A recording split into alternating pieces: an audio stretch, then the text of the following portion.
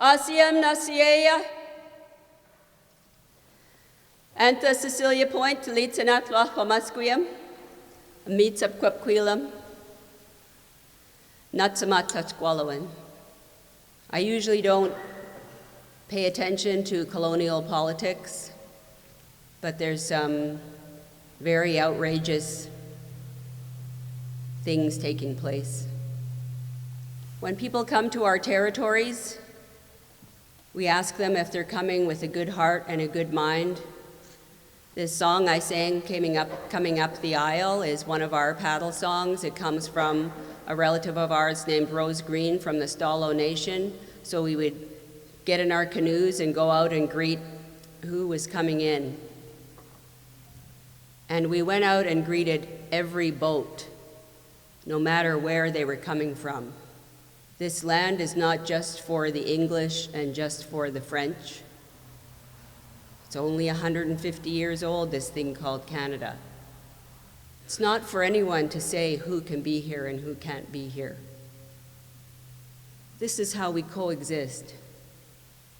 So many of us I see in this audience, we've been here on the front lines fighting for our environment and this beautiful place, but now you have to fight for the children. So that's the message my ancestors are giving you today. We'll see them. Thank you. Chris Hedges speaks of the best of his prize-winning journalism as amplifying the voices of the dispossessed. We see that when he speaks at Standing Rock, at the Women's March, standing beside Chelsea Manning and the whistleblowers, when he stands with the leaders of Black Lives Matter. But Chris is also a daring intellectual. His interviews with activists and the thinkers of our day may reinforce his opinions, as does his practice as a reader, but the analysis is his own. And those of us who spend our lives challenging authority have learned to use his voice to reinforce our research with his, to strengthen our personal integrity with his, to cherish and emulate his determination to learn and to speak truthfully. His address tonight is likely to once again stiffen our spines.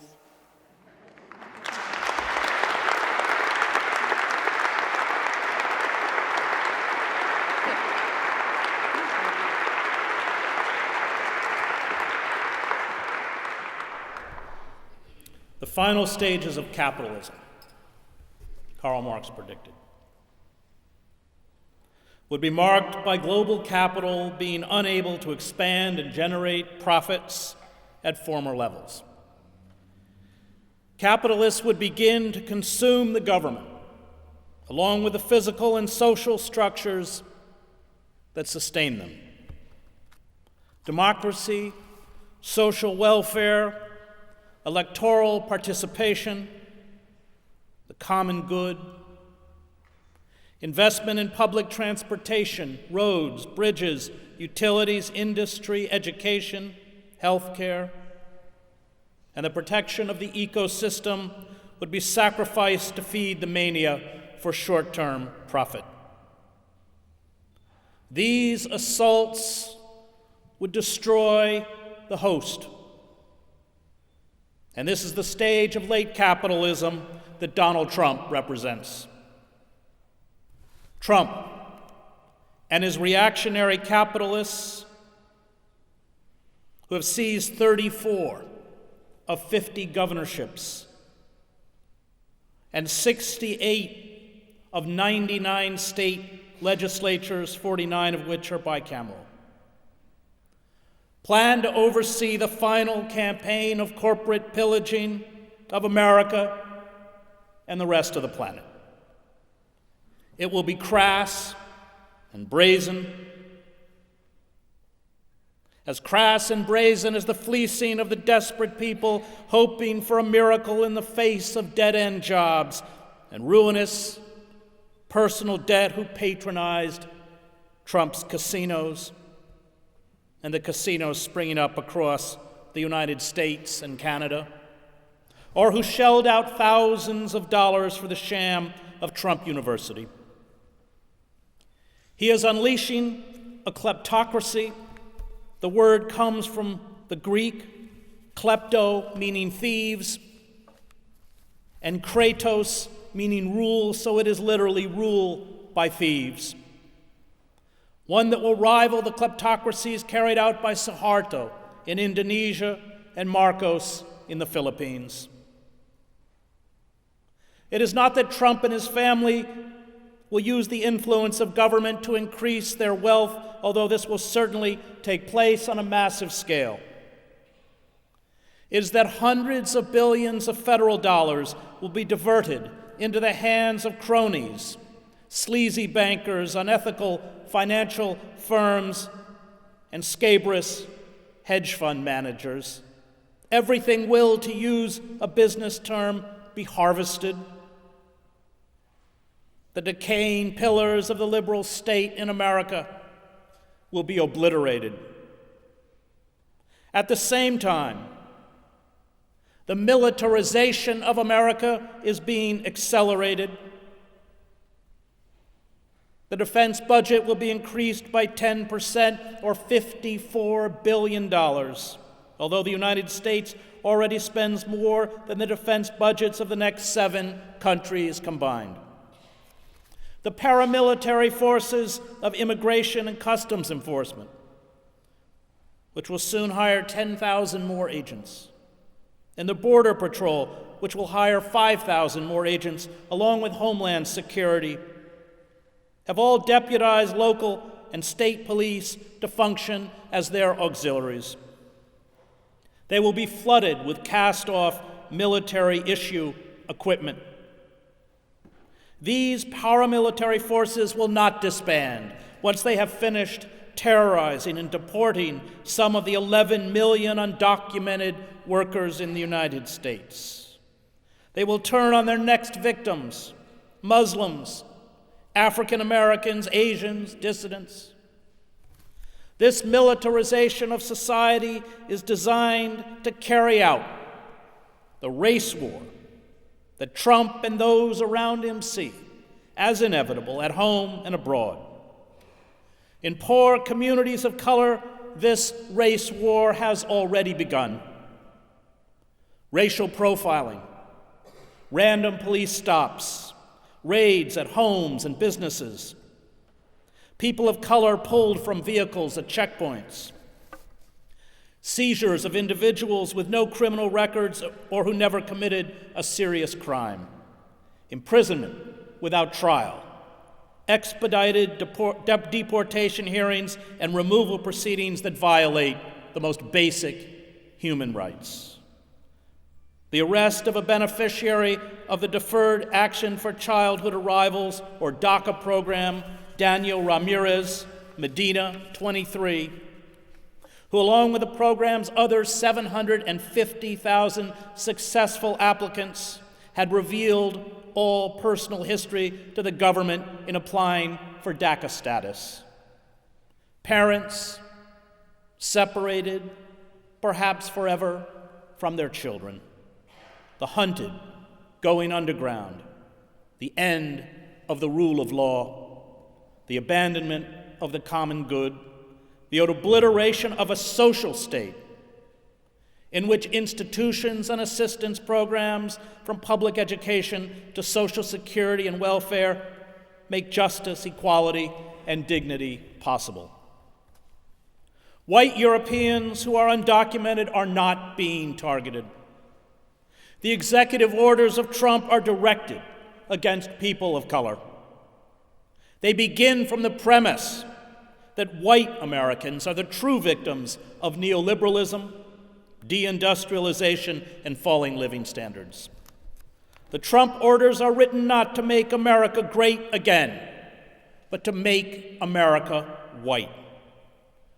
They are an updated version of the Nazis' Nuremberg laws, the Jim Crow laws, the Chinese Exclusion Act, and the Naturalization Act of 1870. They are intended to institutionalize an overt racial hierarchy in the United States, one already far advanced in the miniature police states where people of color live in marginal communities. In these impoverished enclaves, there is no right to trial or due process. Militarized police kill with impunity, and the courts lock people away, often for life. Rights are treated as privileges that can instantly be revoked. The poor, especially poor people of color, are exempted from moral consideration. They are attacked as impediments to social cohesion. And these impediments must be eliminated. Jews, their community centers enduring threats of violence and their graveyards desecrated, will also be persecuted. American fascism is rapidly being cemented into place by uniformed and heavily armed paramilitary goons, clutching the flag and the cross and reciting the Pledge of Allegiance and the Lord's Prayer. Little or no prospect of rescue from individual indolence or impotence can be expected to arrive from a political state that is not and refuses to be a social state. The sociologist Zygmunt Bauman wrote, "Without social rights for all, a large and all probability growing number of people will find their political rights of little use and unworthy of their attention. If political rights are necessary to set social rights in place, social rights are indispensable to make political rights real and keep them in operation. The two rights need each other for their survival. That survival can only be their joint achievement." Presidential chief strategist Stephen Bannon, in his public comments and his films, such as Generation Zero, has embraced a historical determinism worthy of Karl Marx. He posits that Western culture has been contaminated and is being destroyed by darker races and barbaric religions and belief systems. His conspiratorial view of history and society sees a global war between the white race and the lesser breeds of the earth as not only inevitable, but one that will reinvigorate and purify America.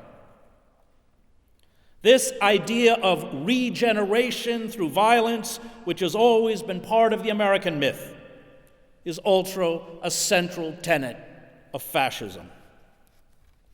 Racists and conspiracy theorists such as Bannon, Michael Anton, Stephen Miller, Sebastian Gorka constitute Trump's ideological brain trust.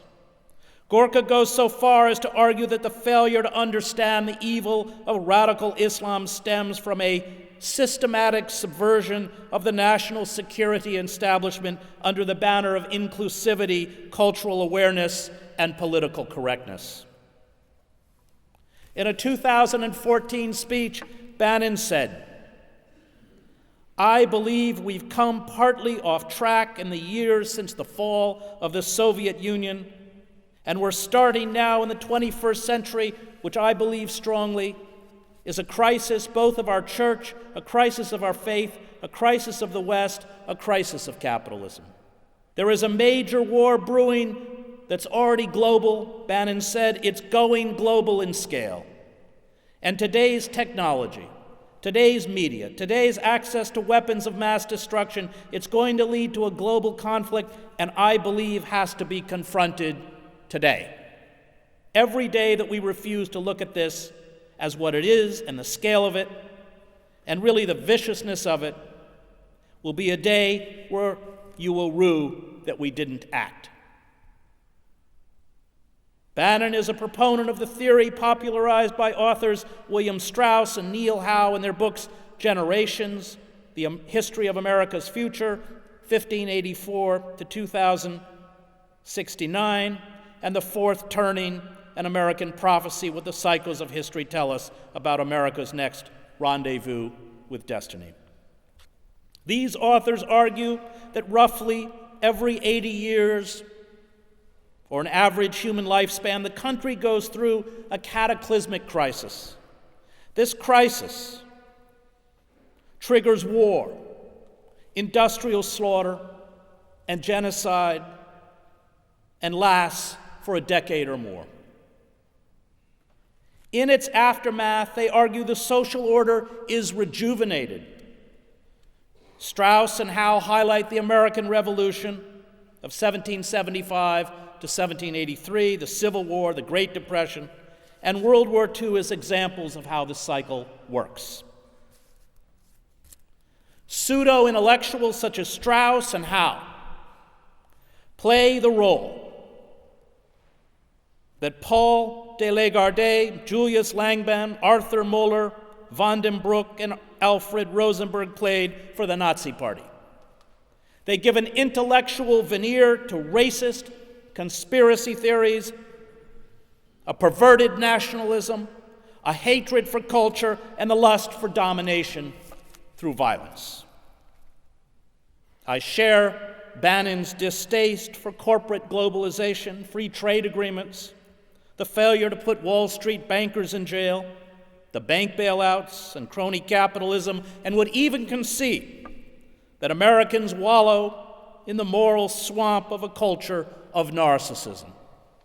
He is right when he attacks the two major political parties as the one party of Davos. But his solution to the purported crisis, total war by the white race to regain its ascendancy, is insane, as are the causes he cites. A New Deal that turned citizens into whining dependents, the permissiveness of the 1960s, the white guilt that made the country cater, in his words, irresponsibly to African Americans by giving them social service programs and undeserved mortgages that led to the 2008 financial meltdown. An intellectual and liberal class composed essentially of traitors who hate America, and, quote unquote, the new barbarity of jihadist Islamic fascism. Racism, misogyny, the inherent cruelty of capitalism and the crimes of empire, from Wounded Knee to Vietnam and Iraq, simply do not exist in Bannon's mystical nationalist worldview. He insists that the white, male, aristocratic elites who formed a republic that enslaved African Americans, exterminated Native Americans, denied the vote to women and white men without property, created, quote, a church and a civilization that really is the flower of mankind. And this is the myth he wants to recover. Now, it may be that the deep state, the shadowy world of the security and surveillance bureaucracy, the arms industry, Wall Street, Silicon Valley, and corporations that actually rule the country, disturbed by Trump's impulsivity, irrationality, and incompetence, will move to replace him. This was certainly the idea when the organs of internal security used a wiretap to discredit and remove Michael Flynn, and it is what is happening now with the leaks about the Attorney General's 2 meetings with the Russian ambassador. But the ascendancy to the White House of Michael Pence, a more polished and disciplined politician who will advance the agenda of the Christian right, will not make things better, and indeed, they may make things worse. Those being placed now into power are agents of destruction. Betsy DeVos is moving to defund our system of public education and use government vouchers to expand corporate charter school chains and those run by the Christian right. Scott Pruitt is dismantling the Environmental Protection Agency. He has already called for a 25% reduction in the EPA's budget, the elimination of 3,000 jobs, and the slashing of numerous programs, including a 70% cut to its climate protection program that oversees cutting emissions of greenhouse gases. Bannon was the dark hand behind the ban on Muslims entering the United States from 7 Muslim-majority countries, a ban you can expect to see extended if the Trump administration is successful in removing a stay issued by a district court or issuing a new executive order. Bannon was behind the order to the Department of Homeland Security to draw up lists of Muslim organizations and individuals in the United States that, in the language of that executive order, have quote-unquote been radicalized and provided material support to terrorism-related organizations in countries that pose a threat to the United States. Such lists will be used to criminalize Muslim leaders and the institutions and organizations they built. Then, once Muslims are dealt with, there will be new Homeland Security lists that will allow the government to target the press, activists, labor leaders, dissident intellectuals, and the left. Lenin wanted to destroy the state, and that's my goal too, Bannon told the writer Ronald Radosh in 2013. I want to bring everything crashing down and destroy all of today's establishment. This culture of destruction was launched 4 decades ago by corporate forces. The corporate elites, terrified by the mobilization of the left in the 1960s, by what the political scientist Samuel Huntington called America's excess of democracy, built and funded counter-institutions to delegitimize and marginalize critics of corporate capitalism and imperialism. They bought the allegiances of the 2 main political parties. They imposed obedience to the neoliberal ideology within academia and the press.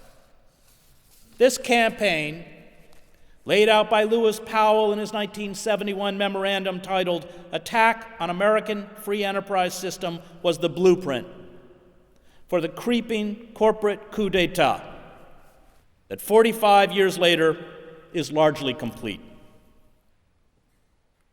The dismantling of democratic institutions, places where the citizen has agency and a voice, is far graver than the ascendancy to the White House of the demagogue Trump. The coup destroyed our 2-party system. Labor unions are a spent force. The press is corporatized. Universities have been purged of dissidents and independent scholars who criticize neoliberalism and decry the decay of democratic institutions.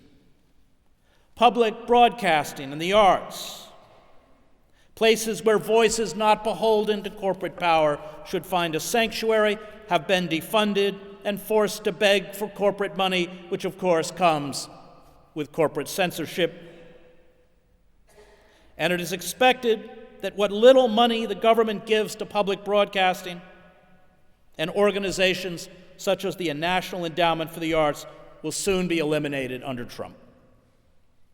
The courts have been stacked with judges whose legal careers were spent serving corporate power, a trend in appointments that continued under Barack Obama. Money has replaced the vote, which is how someone as unqualified as DeVos can buy herself a cabinet seat. And the Democratic Party, rather than sever its ties to Wall Street and corporations, is naively waiting in the wings to profit from a Trump debacle. This coup destroyed more than our democratic institutions. It destroyed the very credibility of liberal democracy. Self-identified liberals such as the Clintons and Obama mouthed the words of liberal democratic values while making war on those values in the service of corporate power. And the revolt we see rippling across the United States and much of the globe is a revolt not only against a corporate system that has betrayed workers, but also, for many, the ideas and values espoused by a bankrupt liberal class. This is very dangerous. The discrediting of liberal democracy will allow the radical right to cement into place in America and much of Europe and other parts of the globe a form of fascism. Presidential advisor Stephen Miller, an ardent white supremacist, in an interview on Face the Nation on CBS, was quite blunt about what to expect. We have a judiciary that has taken far too much power and become in many cases a supreme branch of government, he said.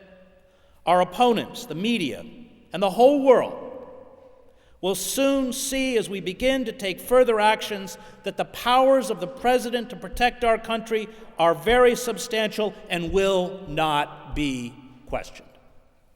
History may not repeat itself, but it echoes.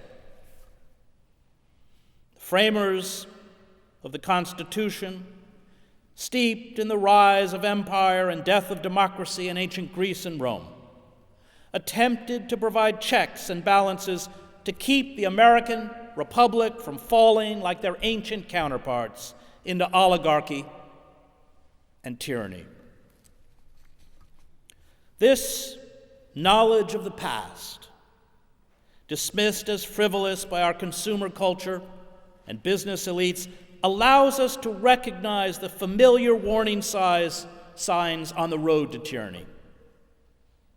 If we studied the collapse of ancient Greece, Rome, the Weimar Republic, or even the former Yugoslavia, we would be far more alert to the current march towards despotism. Thucydides, who wrote that the tyranny Athens imposed on others, it finally imposed on itself, is a far better guide to our future than Milton Friedman or Ayn Rand. The historian Fritz Stern, in The Politics of Cultural Despair, his book on the rise of fascism in Germany, warned repeatedly of the danger of a bankrupt liberalism. Stern, who saw the same dark, irrational forces at work today that he watched as a boy in Nazi Germany, argued that the spiritually and politically alienated are the prime recruits for a politics centered around cultural hatreds and personal resentments. And Stern told me that in Germany, there was a yearning for fascism before the word fascism was invented. They attacked liberalism, Stern wrote of the fascists emerging at that time in Germany, because it seemed to them the principal premise of modern society. Everything they dreaded seemed to spring from it. The bourgeois life, Manchesterism, which is laissez-faire capitalism, materialism, Parliament and the parties, the lack of political leadership, even more, they sense in liberalism the source of all their inner sufferings. Theirs was a resentment of loneliness. Their one desire was for a new faith, a new community of believers, a world with fixed standards and no doubts, a new national religion that would bind all Germans together. All this liberalism denied, hence they hated liberalism, blamed it for making outcasts of them, for uprooting them from their imaginary past and from their faith. It turns out 45 years later that those who truly hate us for our freedoms are not the array of dehumanized enemies cooked up by the war machine, the Vietnamese, the Cambodians, Afghanis, Iraqis, Iranians, or even the Taliban, Al-Qaeda, or ISIS. They are the financiers, bankers, politicians, public intellectuals and pundits, lawyers, journalists and business people, many cultivated in elite universities and business schools, who served, as Matt Taibbi says, as the guardians of the orthodoxy of neoliberalism and empire.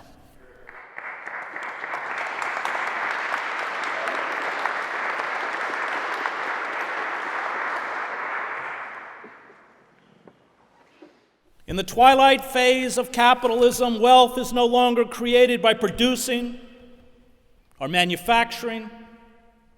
It is created by manipulating the prices of stocks and commodities and imposing a crippling debt peonage on the public.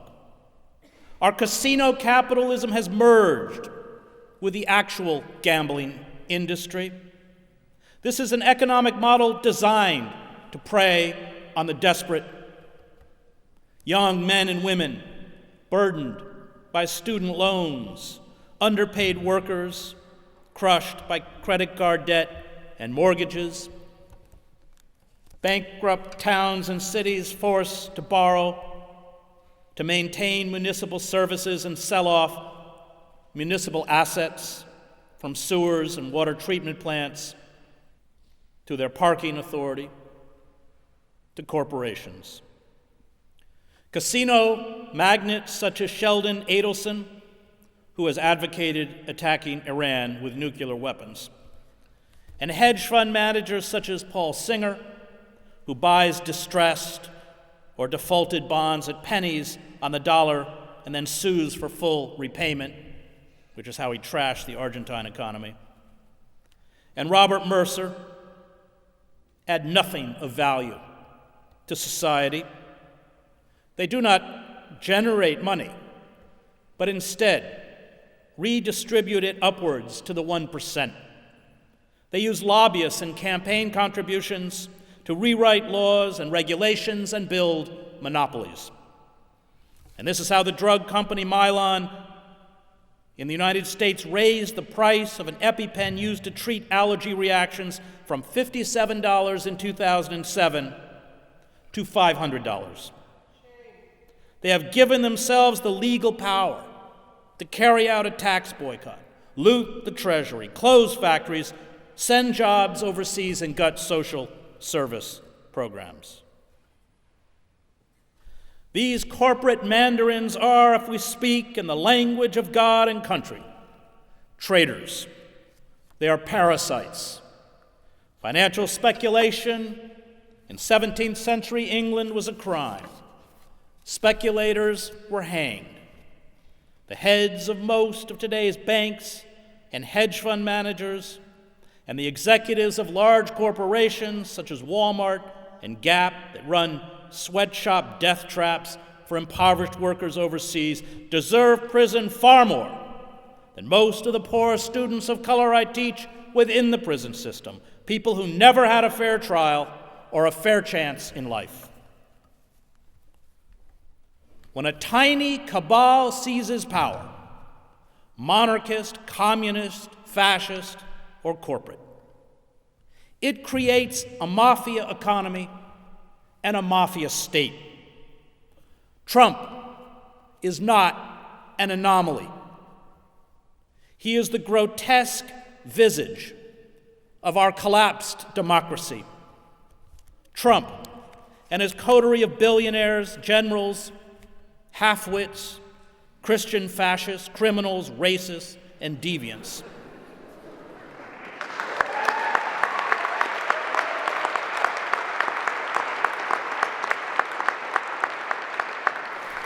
Play the role of the Snopes clan in some of William Faulkner's novels. The Snopes filled the power vacuum of the decayed South and ruthlessly seized control from the degenerated former slaveholding aristocratic elites. Flem Snopes and his extended family, which includes a killer, a pedophile, a bigamist, an arsonist, a mentally disabled man who copulates with a cow, and a relative who sells tickets to witness the bestiality, are fictional representations of the scum now elevated to the highest level of the federal government.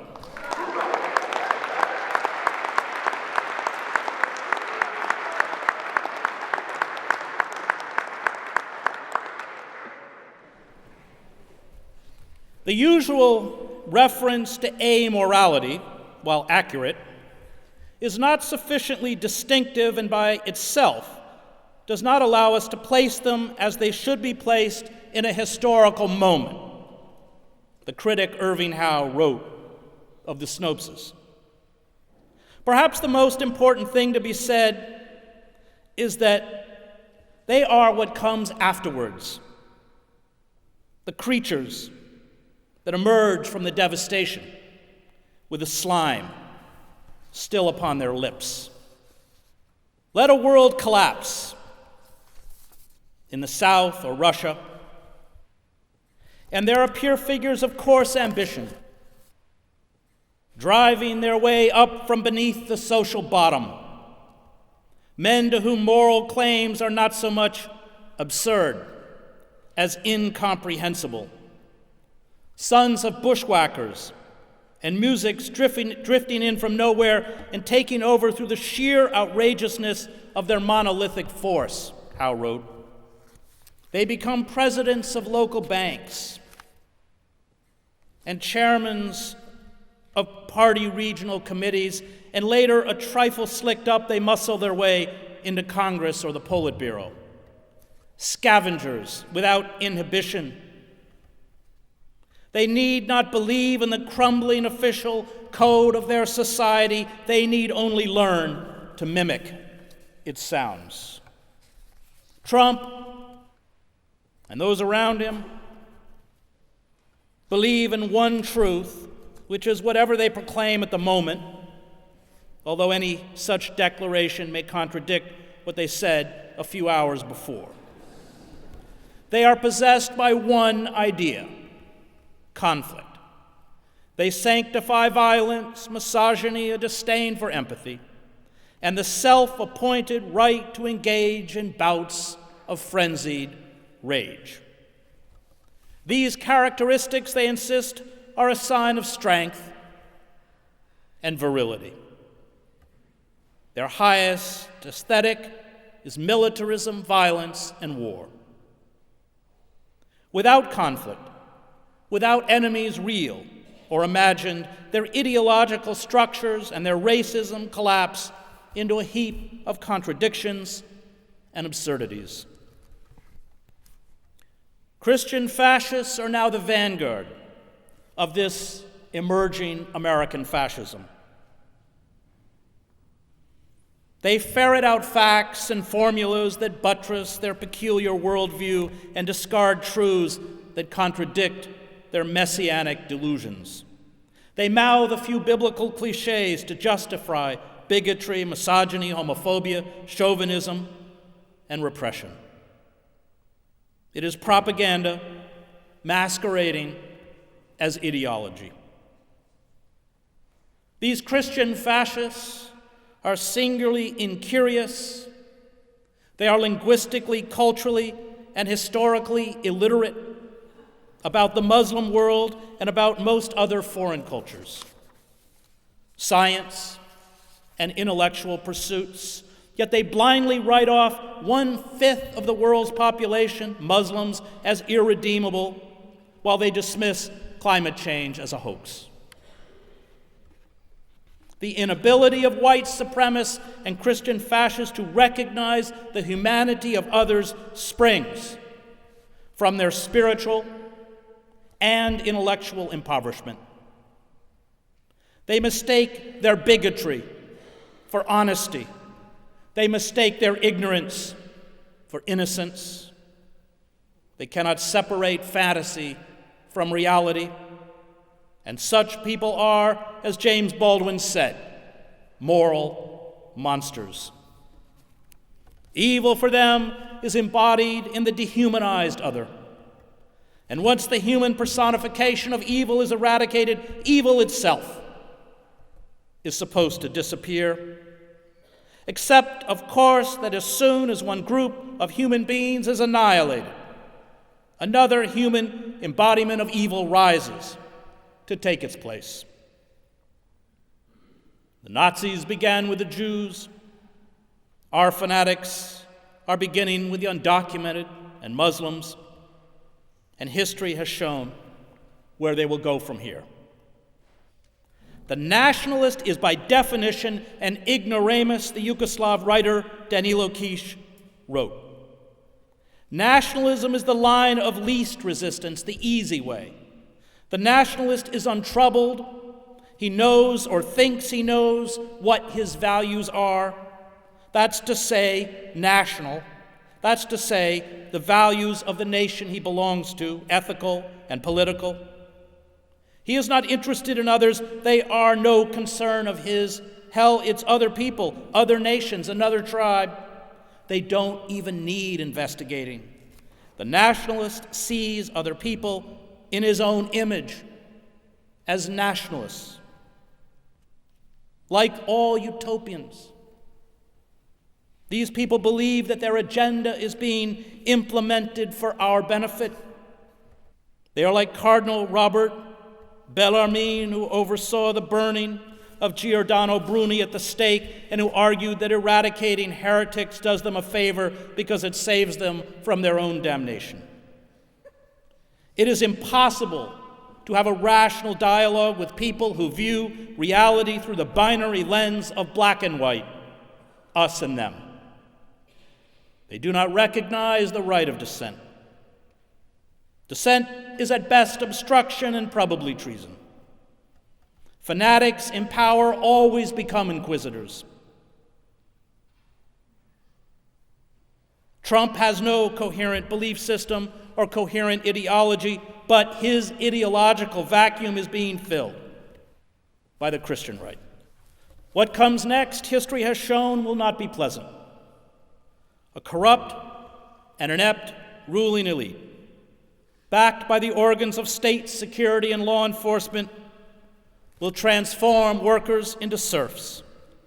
The most benign dissent will be criminalized. The ravaging of the ecosystem will propel us ever closer towards extinction.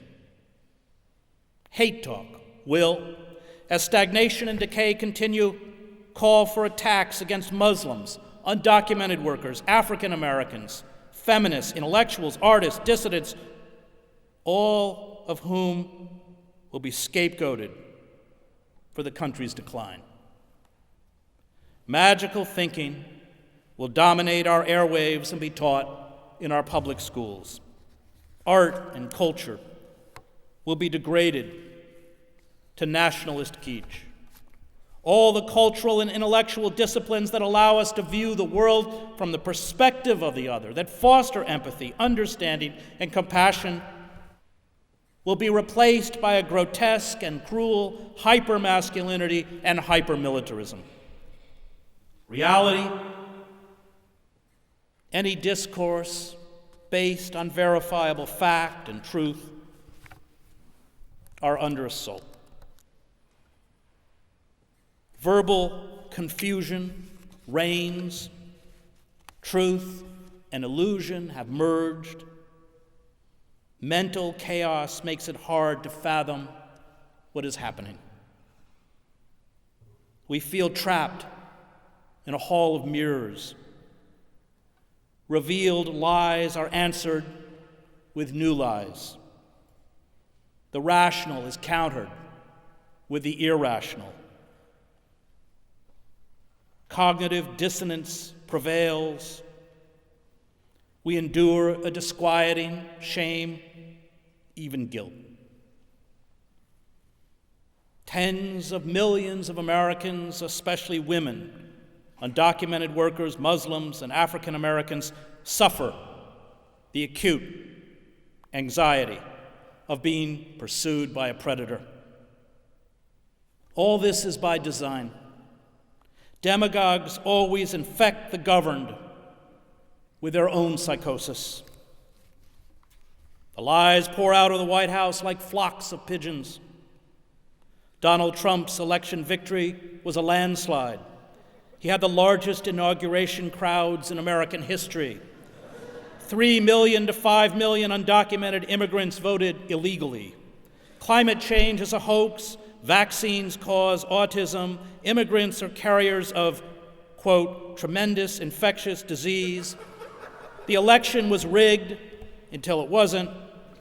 We don't know who really knocked down the World Trade Center. Torture works. Mexico will pay for the wall, and America will be great again.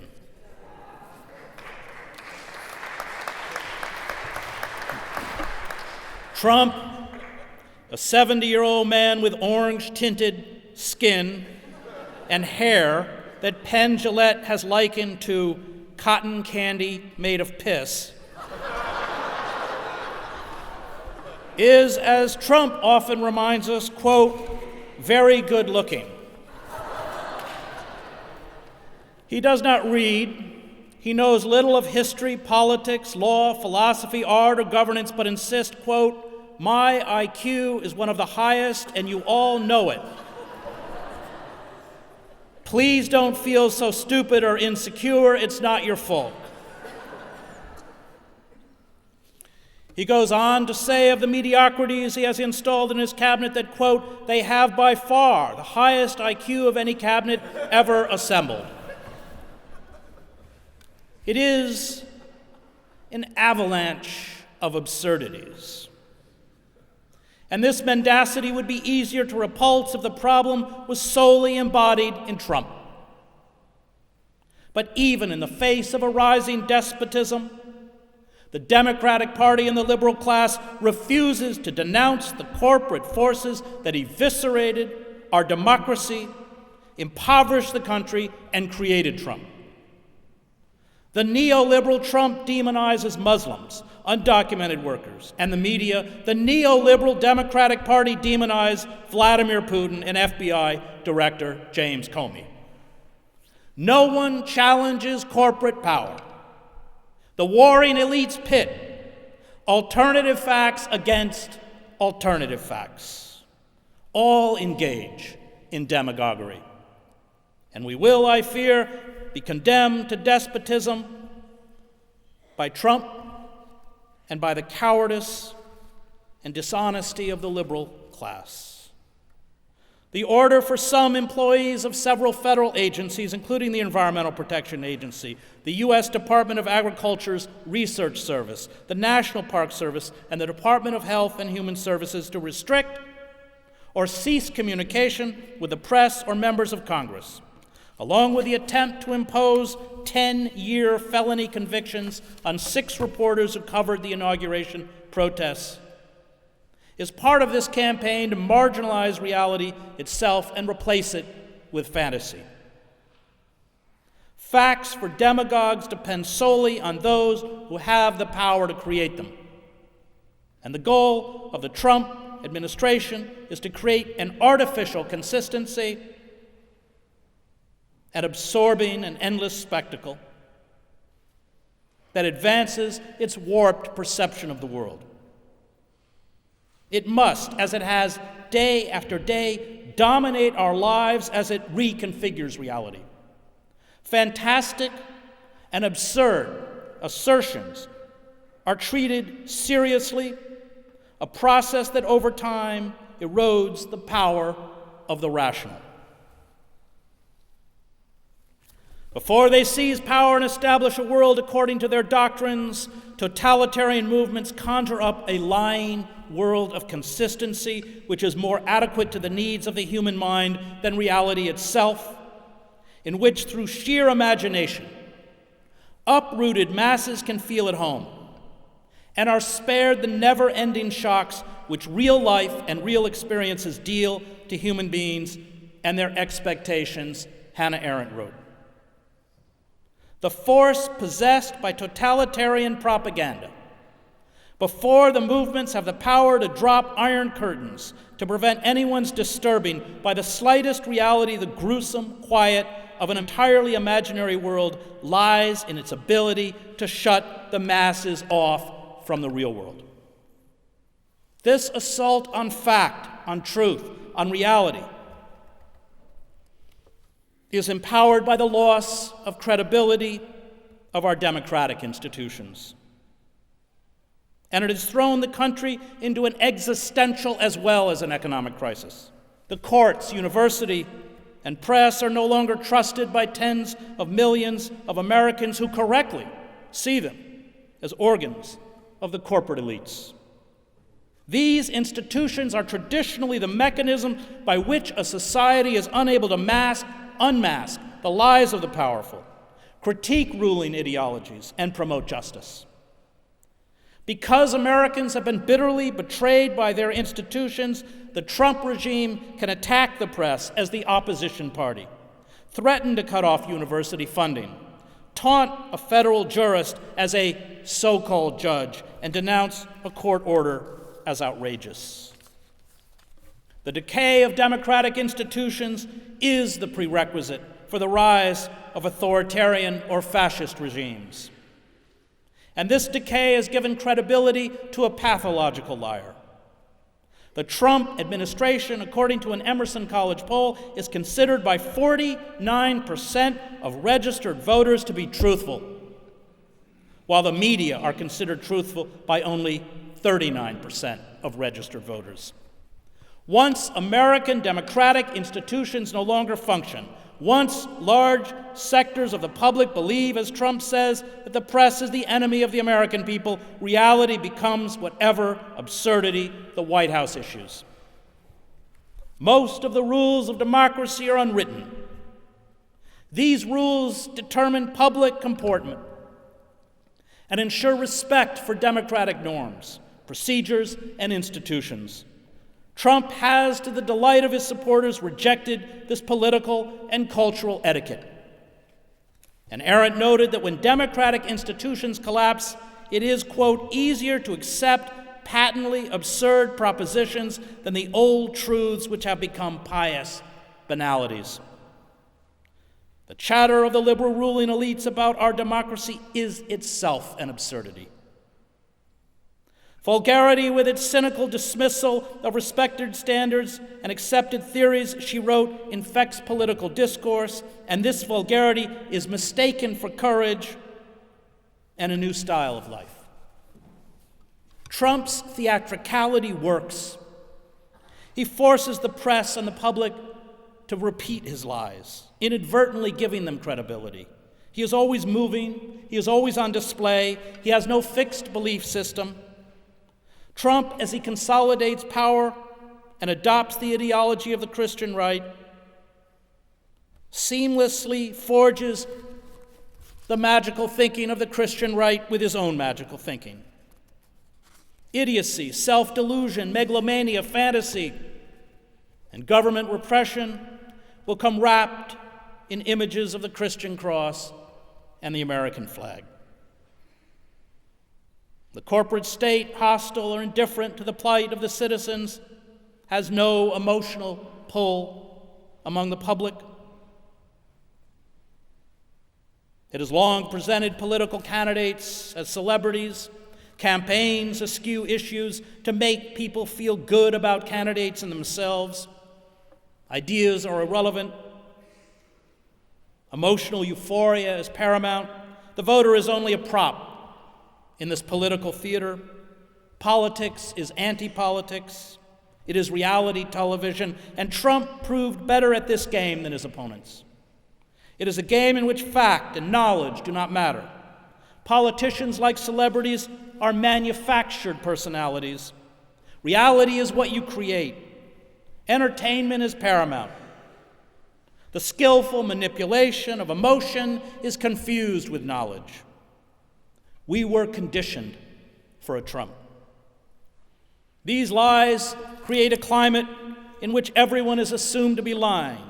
The truth becomes suspect and obscured. Narratives begin to believe not because they are true or even sound true, but because they are emotionally appealing. The aim of systematic lying, as Arendt wrote, is the transformation of human nature itself. The lies eventually foster somnambulism among a population that surrenders to the magical thinking and ceases to care. It checks out. It becomes cynical. It only asks to be entertained and given a vent for its frustration and rage. And demagogues produce enemies the way a magician pulls rabbits out of a hat. They wage constant battles against non-existent dangers, rapidly replacing one after the other to keep the rhetoric at a fever pitch. Practically speaking, the totalitarian ruler proceeds like a man who persistently insults another man until everybody knows that the latter is his enemy, so that he can, with some plausibility, go out and kill him in self-defense, Arendt wrote. This certainly is a little crude, but it works, as everybody will know who has watched how certain successful careerists eliminate competitors. To recover our mental balance, we must respond to Trump the way victims of trauma respond to abuse. We must build communities where we can find understanding and solidarity. And we must allow ourselves to mourn. We must name the psychosis that afflicts us. We must carry out acts of civil disobedience and steadfast defiance to re-empower others and ourselves. We must fend off the madness and engage in dialogues based on truth, literacy, empathy, and reality.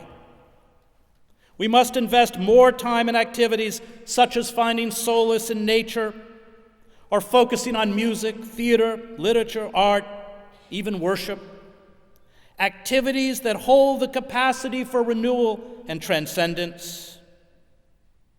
This is the only way we will remain psychologically whole. Building an outer shell or attempting to hide will exacerbate our psychological distress and depression. We cannot, as the Democratic Party appears to be doing, hope that the 2018 or 2020 elections will solve our dilemma. These reactionary forces, which have been plotting for 4 decades for this moment, extend far beyond the Trump White House. Their tentacles reach across national borders, meaning no country, including Canada, is immune. As the state increases the levels of violence against nonviolent dissent, we must never respond with violence. The use of violence, including property destruction, the taunting of police, is a gift to the security and surveillance state. It allows the state to demonize and isolate a mass movement. It drives away the bulk of the population.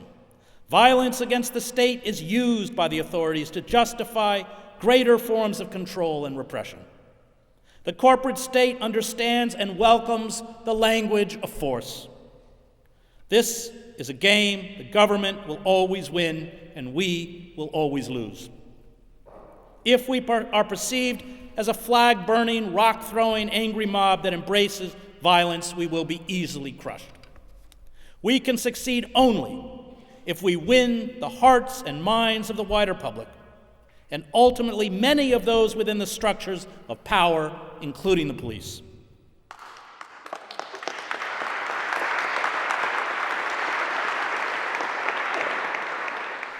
When violence is used against non-violent protesters demanding basic forms of justice, it exposes the weakness of the state.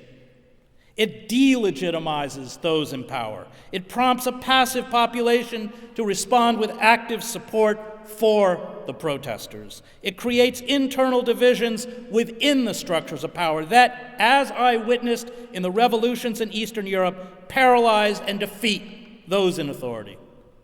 Martin Luther King Jr. held marches in Birmingham, Alabama, rather than Albany, Georgia, because he knew Birmingham Public Safety Commissioner Bull Connor would overreact and expose the city's racist structures. The acts of resistance, including the massive street protests the day after the inauguration, and later the demonstrations that grew out of the ban on Muslims, the Department of Energy's refusal to give the Trump administration a list of employees that worked on climate change, Acting Attorney General Sally Yates' refusal to enforce the travel ban, and hundreds of State Department staff members signing a memo opposing the immigration restrictions terrify those around Trump. We have the power to make any country ungovernable, but we do not have much time. Corporate power is global. It will make it harder and harder to organize, to get into the streets, to carry out nationwide strikes, including within the federal bureaucracy. And this resistance must also be accompanied by an alternative vision of a socialist, anti-capitalist society, because the enemy in the end is not Trump or Bannon. It is corporate power, and if we do not dismantle corporate power, we will never stop fascism's seduction of the white working class and unemployed. Now is the time not to cooperate. Now is the time to shut down the systems of power. Now is the time to resist. It is our last chance. The fanatics are moving with lightning speed. So should we. Hope comes from the numerous protests that have been mounted in the streets, at town halls, led by First Nations people, held by members of Congress, and at flashpoints such as Standing Rock. It may also come from the 2.5 million civil servants within the U.S. federal government if a significant number refuse to cooperate. We must engage in these battles on the local and on the national level. We must, in our own community, mobilize to prevent the deportation of undocumented workers, the evictions from homes of the unemployed, those with disabilities, the elderly, or those living on small fixed incomes. The reclaiming of our democracy will only happen when we make our physical presence felt in public spaces. We once had within our capitalist democracy liberal institutions, the press, labor, third parties, civic church groups, public broadcasting, well-funded public universities that were capable of responding to outside pressure from movements. They did so imperfectly. They provided only enough reforms to save the capitalist system from widespread unrest or, with a breakdown of capitalism in the 1930s, from revolution. They never addressed white supremacy and institutional racism, misogyny, or the cruelty that is endemic to capitalism, but they had the ability to ameliorate the suffering of the poor and working men and women. These liberal institutions exist now only in name. They are props in the democratic facade. There are, as the political philosopher Sheldon Wolin wrote, no institutions, certainly left in the United States, that can authentically be called democratic. We will have to build new radical movements, and most importantly, new parallel institutions that challenge the hegemony of corporate power. It will not be easy. It will take time. We must not be seduced by foundation money and grants from established institutions that blunt the radical restructuring of society. Trusting in the system to carry out reform and wrest back our democracy ensures our enslavement. We will have to pit power against power. We will have to defy the rules. We cannot be predictable. We must disrupt the machinery of governments. And none of this will come by forming flash mobs on the internet. It will come by building real and enduring relationships within our communities the old way, person by person. It will come when we take time to listen. And we have to surprise those in authority. And these kinds of protests, not the choreographed boutique activism where you stay within a free space area or are politely escorted to jail, are greeted with real anger by the state. If we are to succeed, we will have to make alliances with people and groups whose professed political stances are different from ours and at times unpalatable to us. We will have to shed our ideological purity. The Chicago organizer Saul Alinsky argued that the ideological rigidity of the left, sometimes that can be epitomized in identity politics and political correctness, effectively severed it from the lives of working men and women. This was especially true during the Vietnam War, when college students led the anti-war protests and the sons of the working class did the fighting and dying in Vietnam. But it is true today, as liberals and the left dismiss Trump's supporters as irredeemable racists and bigots and ignore their legitimate feelings of betrayal and very real suffering. Condemning all those who support Trump is political suicide. Alinsky detested such moral litmus tests. He insisted that there were no permanent enemies, no permanent allies, only permanent power.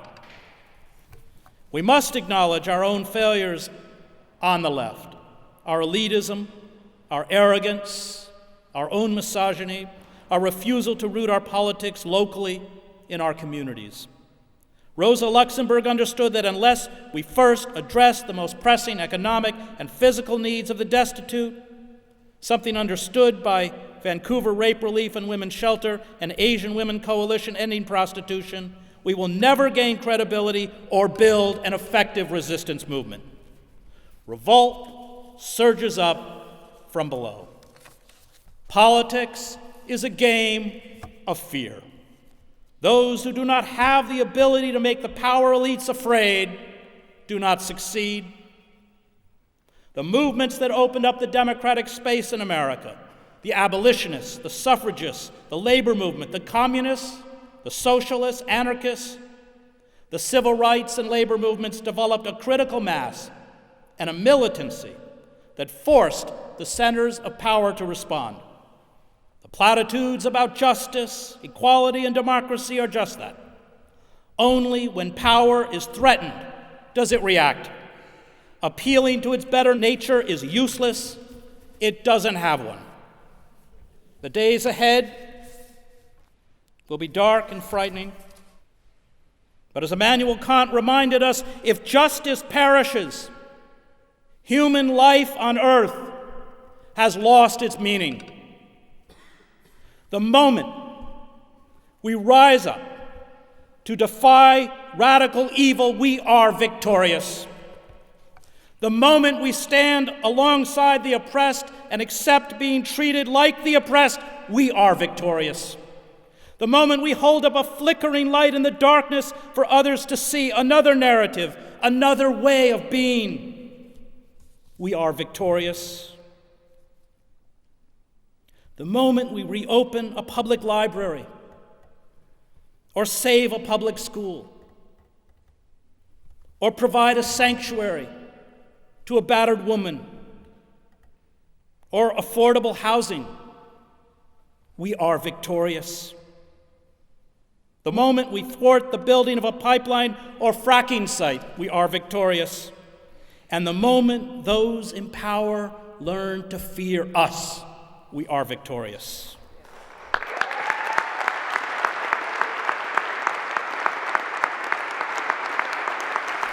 If nothing else, let those who come after us say, we tried. Let them say that we kept hope alive. Let our lives be an example of the empathy and justice that all authoritarian regimes and dictatorships seek to eradicate. Let us love our neighbors as ourselves. Thank you.